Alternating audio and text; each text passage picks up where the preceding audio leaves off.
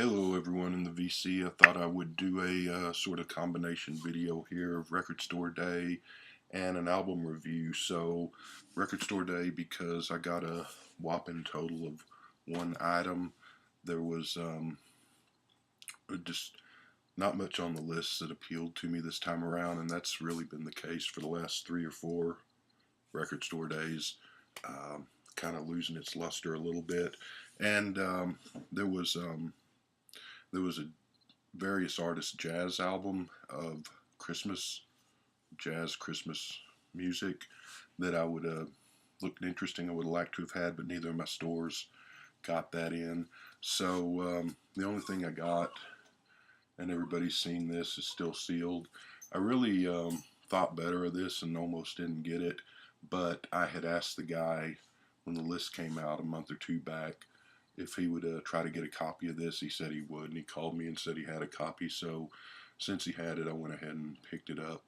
But I saw on, I think it was on a video that me and Mr. Mayo Joe made, what he picked up during Record Store Day, and some poor soul actually paid $35 for this. I paid $9.95, and I think that's overpriced, to be honest. But that's one thing that Record Store Days sort of turned me off last few years. Is that used to be in the early days, 207, 8, 9, 10, whenever the albums at my store anyway were about $20, $25. The singles were about $5, $6, and the last few years the prices have just been creeping up.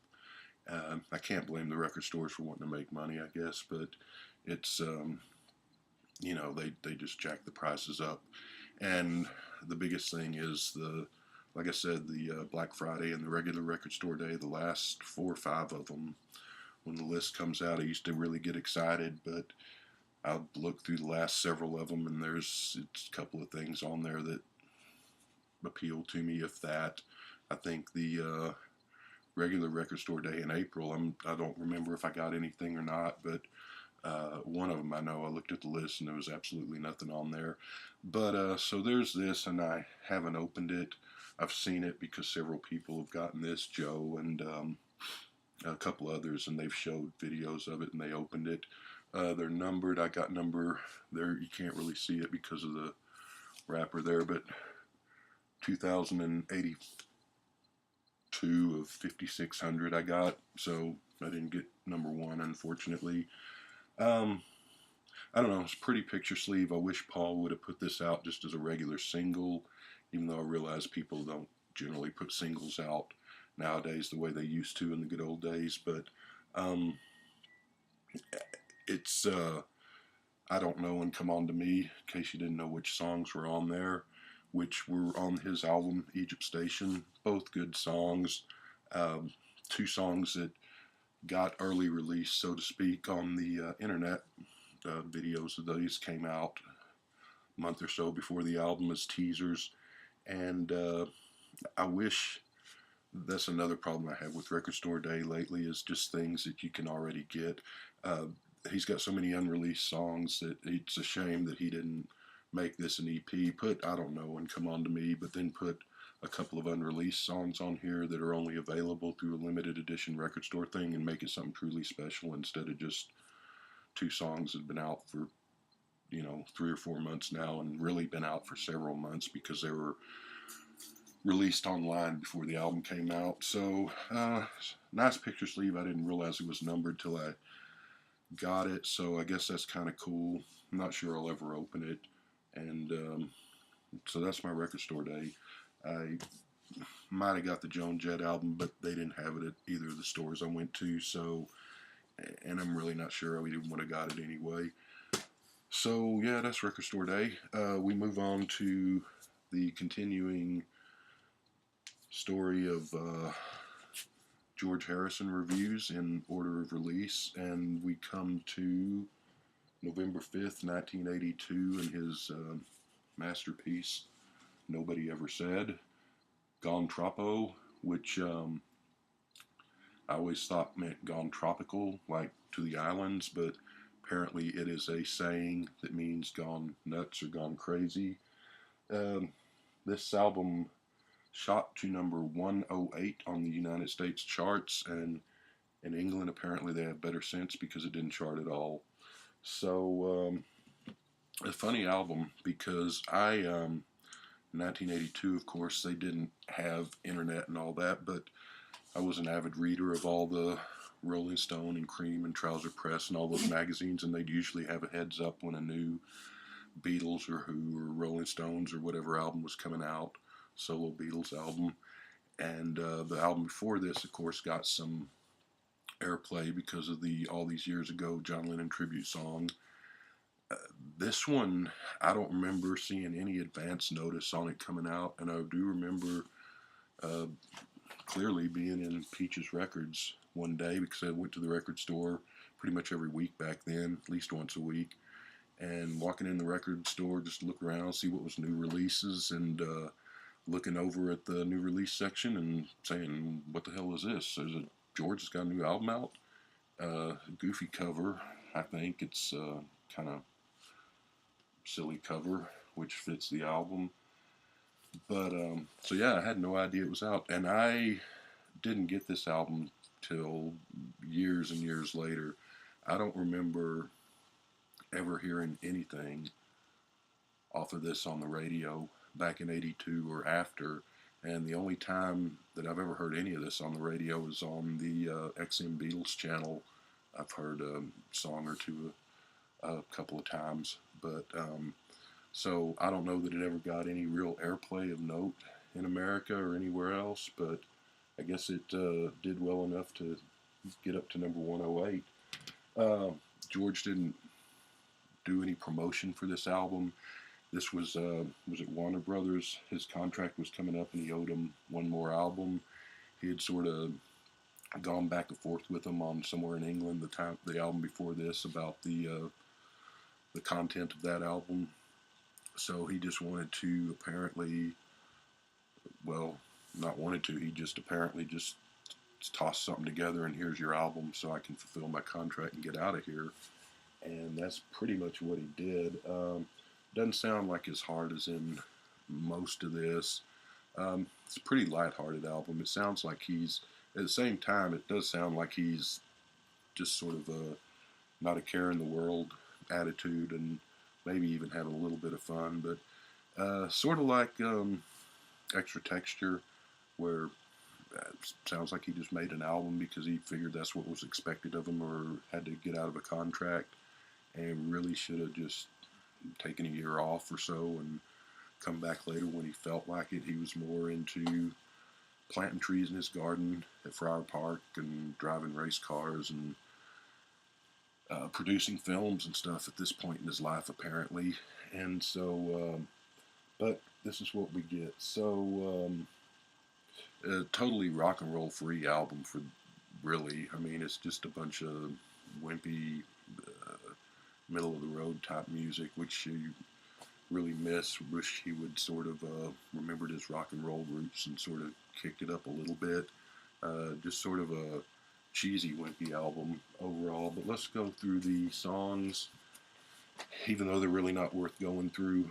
First song is Wake Up My Love. It's a manic, cheesy, mid-'80s sounding thing, even though this is 1982. There's bits of the vintage George Harrison solo sound in here. It sounds like an adult contemporary thing for the most part, though. It was released as a single, got all the way to number 53. Like I said, I don't remember ever hearing it on the radio. I don't know if there were videos for any of these things or MTV or whatever, but I give it a 4.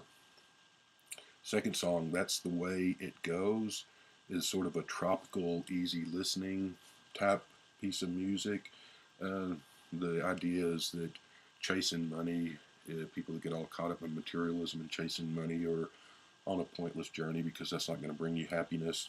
Fair enough, but it's an okay, slightly breezy little song. I give it a 4 as well. Third song on the album is called I Really Love You, which is a cover of a 1961 song by a band called the Stereos, which is in both versions are sort of sort of a 50s sounding song, even though it's from 1961, but it's a sort of a doo-wop number. Um, the way George does it is sort of a novelty song. I think this is a song that he probably liked back when he was 17 or whatever, when right before the Beatles broke. But he does a kind of goofy novelty song. Reminds me, it doesn't sound like, but it's sort of like Putting on the Ritz by Taco, or kind of a Stray Cats doing the rockabilly sound, even though the Stray Cats did a more straight ahead, serious, not as goofy take on the rockabilly sound. I looked up the Stereos version on YouTube to listen to, and it sounds it's better than this one, to tell the truth, but sounds about the same, even though their version is more of a Carolina beach music sound to it. So it's even their version's silly, but it's still an alright song. This is, like I said, this is a goofy song, throwaway, but it's kind of fun and enjoyable. I'll go ahead and give it a 6.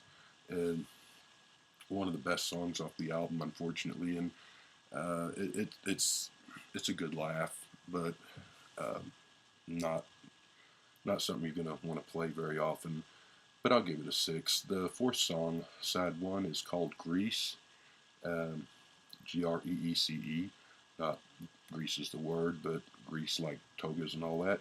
It's an instrumental. Sounds like something that was left off of the George Harrison, the self-titled album.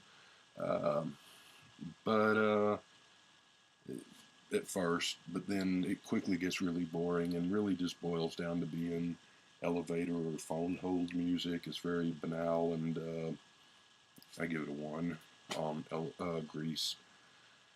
And things aren't looking too good.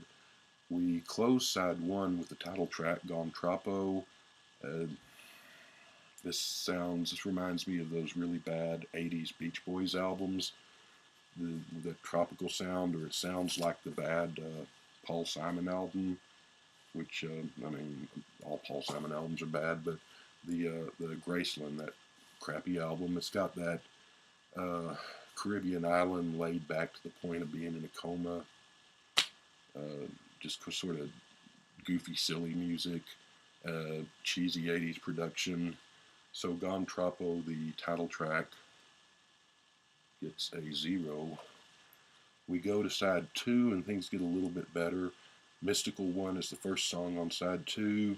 This sounds more like a George Harrison song than anything on side 1. Unfortunately, it sounds like the George Harrison of Extra Texture and Dark Horse days. But Extra Texture and Dark Horse weren't very good albums, but they did have their moments, more moments than this album. So this one's okay. It's sort of both a religious song, which George hadn't really been overtly religious on his albums much past Material World or Dark Horse, but this one sounds both religious and sort of coming to terms with your place in life and your past, or your being whoever's singing's past. Pleasant song, and it sounds like he's happy here, and it sounds like he's sincere in what he's talking about. I give Mystical One a 6. The second song, side 2, is called Unknown Delight. Another one that sounds like it could have been a leftover from the George Harrison album Sessions. It's a love song to Olivia, obviously. Pleasant enough, I give it a 4. Not very memorable. Third song is called Baby Don't Run Away. This is a strange, understated song that shows potential and promise, but it's full of synthesizers. There's good 80s synthesizers, there's bad 80s synthesizers. This isn't the good ones. So you get that cheesy, bubbling, sleep-inducing synth tones that sync the song. If he would have done this, a few years beforehand or a few years after, and this would have been done on piano or with guitars, song might have worked and been a pretty good song. As it is, I'll give it a 4, but it's a missed opportunity of a song somewhat, because I think it does have potential. Fourth song is Dream Away, which is from the movie Time Bandits. I don't remember. I worked at a movie theater back in those days when Time Bandits came out, and we ran that movie. and I don't think I ever sat down and watched the whole thing, but I saw most of it. This is the song at the end credits of the movie, but I really don't recall it. So anyway, silly dumb chorus reminds me of that do do do da da da da da da da da do do do da da da da about the police, which police suck anyway. But there's some nice imagery in the lyrics, but it's just a dumb song overall, especially with the chorus. I give it a 2. And we end the album, thankfully, with Circles, which of course is an old song that George wrote in India in 1968 and was briefly considered for the White Album. I like it. I wish it would have been on the White Album. It's funny because the 50th anniversary White Album just came out. It's got Not Guilty and Circles, Sour Milk Sea. I think Not Guilty and Circles both. It's a shame they weren't on the White Album. Not Guilty, of course, showed up on the George Harrison self-titled album. Pretty good version. Circles here, pretty good version, but I think they both would have been better had they been done with the Beatles.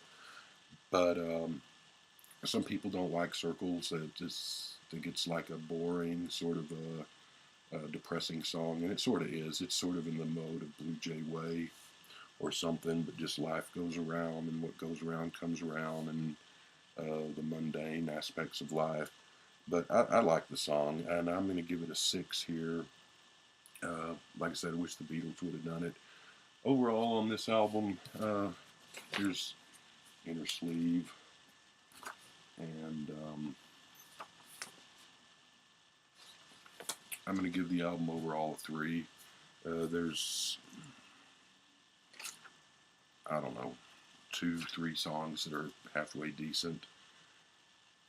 George would thankfully take 5 years off before he'd come back with another album because his heart at this time just wasn't in it.